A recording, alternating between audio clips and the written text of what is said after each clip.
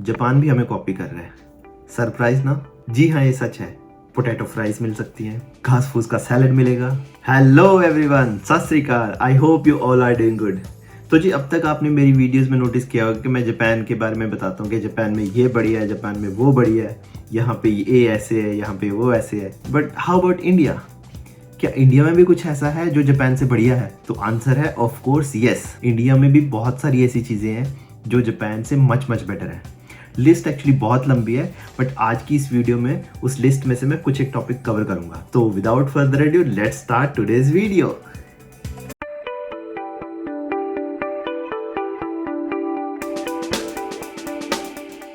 सबसे पहले है वेजिटेरियन फूड।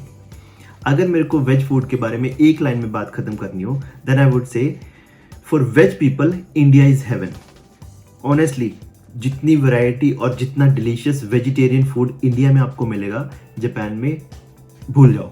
सोचना ही मत कि इतना बढ़िया खाना आपको वेजिटेरियन जापान में मिल जाएगा। आई थिंक ये कहना गलत नहीं होगा कि not only in Japan but world की किसी और कंट्री में भी इतना बढ़िया और डिलीशियस वेजिटेरियन खाना मिलना मुश्किल है जितना आपको इंडिया में मिल सकता है।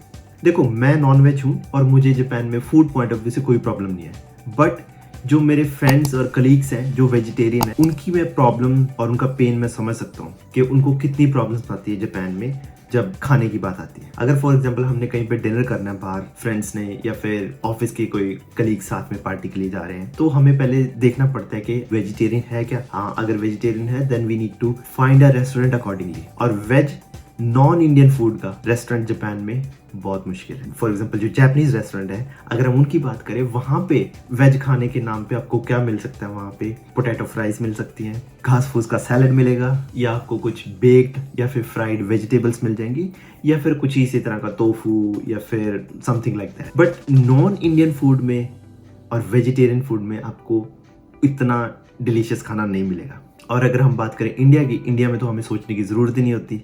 वेज खाना मिलेगा, डेफिनेटली मिलेगा, आपको एक से एक बढ़िया डिलीशियस खाना मिलेगा।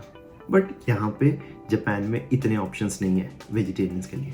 नेक्स्ट है फ्लेक्सिबल पीपल। हम इंडियंस बड़े फ्लेक्सिबल होते हैं एंड एक्सपेरिमेंट करने के लिए तैयार रहते हैं, और कोई भी नया चेंज होता है हम उसे अडेप्ट करने के लिए भी रेडी होते हैं if we like it and understand it. आपको पेटीएम और जियो का एग्जांपल देके बताता हूँ। जब ये सर्विसेज लॉन्च हुई थी, विद इन 1 ईयर लोगों ने इन सर्विसेज को यूज करना शुरू कर दिया और इतनी सक्सेसफुल हुई, and rest is the history.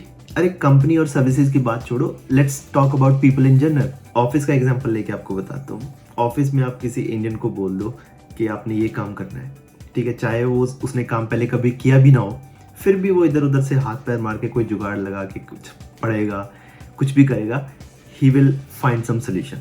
ठीक है, मे बी परफेक्ट ना हो but he will find a solution. But Japanese इसके अपोजिट है। जापान में लोग प्रोसेसेस को फॉलो करते हैं, रूल्स को फॉलो करते हैं। देखो, मैं ये नहीं कहता कि रूल्स और प्रोसेसेस को फॉलो करना गलत है, ये बहुत इंपॉर्टेंट है, जरूरी है। आप यहीं से लगा लो कि अगर आप सेम काम किसी जापानीज को देते हो ऑफिस में करने के लिए जो उसने पहले कभी नहीं किया, या फिर जो प्रोसेस था उसके थोड़ा सा इधर उधर है, या तो वो कंफ्यूज हो जाएंगे, उनके हाथ पैर फूल जाएंगे, या फिर क्या है, वो काम करने से हेजिटेट करेंगे। एक और आपको एग्जांपल बताता हूँ। जापान में क्या है, लोग एक ही सर्विस को कब तक कई कई सालों तक यूज करते रहे। फॉर एग्जाम्पल, अगर कोई डोकोमो का फोन या होम इंटरनेट कनेक्शन यूज कर रहे हैं, क्या पता उसी सेम करियर को वो 10 से 15 साल तक यूज करते रहे, चेंज ही नहीं करेंगे। चाहे कोई दूसरा करियर बेटर या फिर चीपर सर्विस दे, वो जाएंगे नहीं दूसरे करियर पे। एक्सपेरिमेंट करना पसंद नहीं करते ये लोग।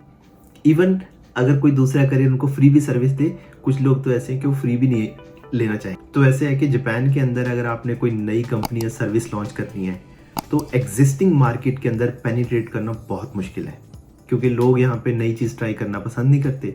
तो इसलिए it takes longer time then India. देखो, यहाँ पे मैं एक लास्ट बात कहना चाहूँगा कि सारे जापानीज ऐसे नहीं होते, but yes, majority fall in this category. Next है इंग्लिश लैंग्वेज। देखो, हम सब लोग हमारी मदर टंग लैंग्वेज सीखते हैं, जैसे पंजाबी, हिंदी, तमिल, तेलुगु, मलयालम, कन्नड़, और इसके साथ साथ हम सब लोगों को कहीं ना कहीं थोड़ी बहुत इंग्लिश भी आती होती है। चाहे हम लोग इतने फ्लुएंट और परफेक्ट नहीं होते इंग्लिश में, बट हमारे में इतना कॉन्फिडेंस ज़रूर होता है कि हम लोग काम चला ही लेते हैं, कम्युनिकेट कर लेते हैं बेसिकली। बट जापान में बहुत सारे लोग इस वजह से कम्युनिकेट नहीं करते क्योंकि वो लोग मिस्टेक करने से घबराते हैं। जो इंग्लिश लैंग्वेज सीख भी रहे हैं, वो लोग भी कम्युनिकेट नहीं करते कई बार, या फिर जिनको थोड़ी बहुत आती होती है आप ये लगा लो कि साहब सेम लेवल की इंग्लिश अगर एक इंडियन को आती है और एक जापानीज को आती है, इंडिया वाला फट्टे चक देगा। You see, sir, I can talk English, I can walk English, I can laugh English because English is a very funny language. ठीक है, बट जापानीज घबराएगा थोड़ा, वो हेजिटेट करेगा, बात नहीं करेंगे इंग्लिश में, क्योंकि उसको लगेगा कि यार मेरी मिस्टेक होएगी, that is really bad, embarrassing. But हम इंडियंस इस चीज़ की परवाह नहीं करते।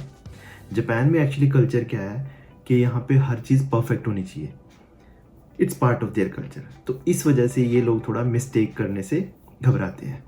और हम लोग क्या है, हम लोग तो कोई चक्कर नहीं है, अगर इज़ारम इधर उधर भी हो गया या फिर प्रोनाउंसिएशन गलत होगी, कोई चक्कर नहीं, चलता है सब।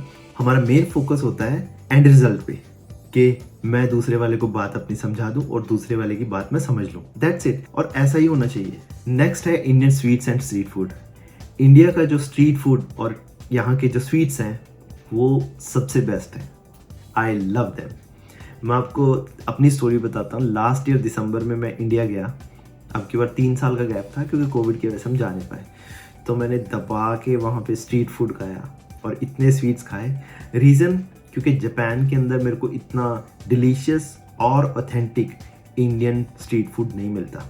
सिंपल, यहाँ पे आपको मिलता है, ऐसा नहीं है, बट ऑथेंटिक बहुत कम मिलता है। और आजकल तो हमारे जो ये फूड व्लॉगर्स भाई लोग हैं, ये क्या करते हैं, ये सोशल मीडिया पे वीडियोस बना के डालते हैं और मैं उनको देखता हूँ कई बार यहाँ पे जापान में बैठा हुआ, तो मुंह में पानी आ जाता है। ऐसा होता है कि यार अभी चलो इंडिया और कुछ खा के आते हैं।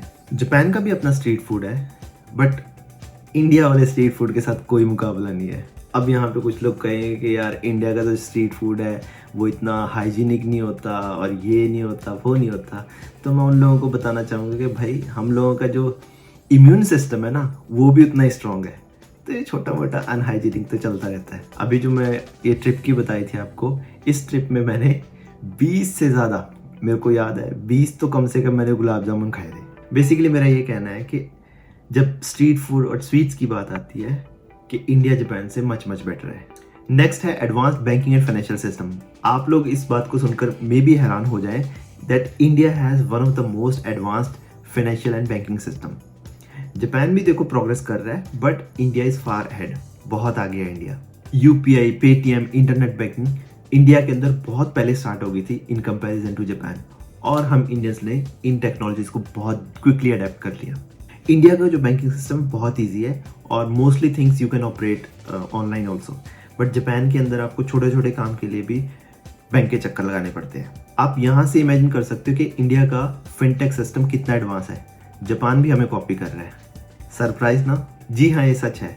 जब पेटीएम इंडिया में सक्सेसफुल हो गया तो उसकी एक इन्वेस्टमेंट कंपनी सॉफ्टबैंक, जो जापान की एक बहुत बड़ी टेलीकॉम कंपनी है और इसके साथ साथ इन्वेस्टमेंट कंपनी भी है, उन्होंने क्या किया, जब देखा कि हाँ ये पेटीएम बड़ा सक्सेसफुल हो गया इंडिया के अंदर, तो उन्होंने पेटीएम के साथ कोलैबोरेट किया और जापान के अंदर एक सर्विस डेवलप करी जिसका नाम है पेपे, और जापान के अंदर भी वो सुपर सक्सेसफुल होगी।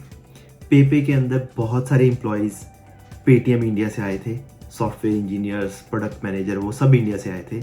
और पेपे का जो इनिशियल जो लुक एंड फील था, यूआई, वो पूरा पेटीएम जैसा था। जो पेटीएम की एप्लीकेशन थी उससे बिल्कुल मैच होता था। और अब पेपे जापान के अंदर नंबर 1 कैशलेस पेमेंट सिस्टम है। और दूसरा एग्जांपल है यूपीआई का।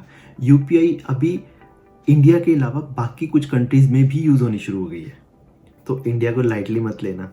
हाँ जी, तो कैसी लगी आज की वीडियो?